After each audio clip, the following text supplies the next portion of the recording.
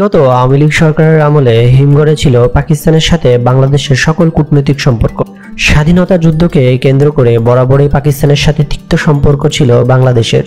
কিন্তু শেখ হাসিনা সরকারের পতন এবং শেখ হাসিনার পলায়নের পর এই সম্পর্ক নতুন করে আবার সামনে এসেছে।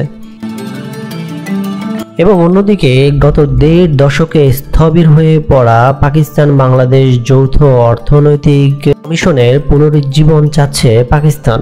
এরই মধ্যে যুক্তরাষ্ট্রের নিউ ইয়র্কে জাতিসংঘের সাধারণ অধিবেশনের ফাঁকে বাংলাদেশের প্রধান উপদেষ্টা ডক্টর ইউনূস এবং পাকিস্তানের প্রধানমন্ত্রী শাহবাজ শরীফ বৈঠক করতে পারেন বলে জানা যায়। সোমবার এক প্রতিবেদনে এমনটাই জানিয়েছে পাকিস্তান ভিত্তিক সংবাদ মাধ্যম এক্সপ্রেস ট্রিবিউন।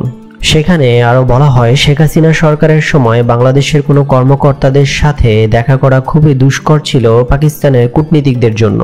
কিন্তু শেখ হাসিনা সরকার পতনের পর অন্তর্বর্তী সরকারের অনেক উপদেষ্টা এবং কর্মকর্তাদের সাথে পাকিস্তানের কূটনীতিকদের বেশ কয়েকটি বৈঠক অনুষ্ঠিত হয়েছে।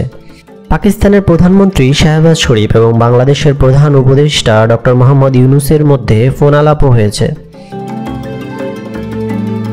ঢাকায় বাংলাদেশে পাকিস্তানের নিযুক্ত হাইকমিশনের সাথে পররাষ্ট্রমন্ত্রীর বৈঠকও সম্পন্ন হয়েছে। ওই বৈঠকে বাংলাদেশ এবং পাকিস্তানের দ্বিপাক্ষিক সম্পর্ক উন্নয়ন বিষয় নিয়ে আলোচনা করেছে। বাংলাদেশ এবং পাকিস্তানের রাজনৈতিক এবং অর্থনৈতিক সহযোগিতার জন্য দ্বিপাক্ষিক প্রক্রিয়াও চলমান রয়েছে। উভয় দেশের সর্বশেষ বৈঠক হয়েছিল ২০০৭ সালে।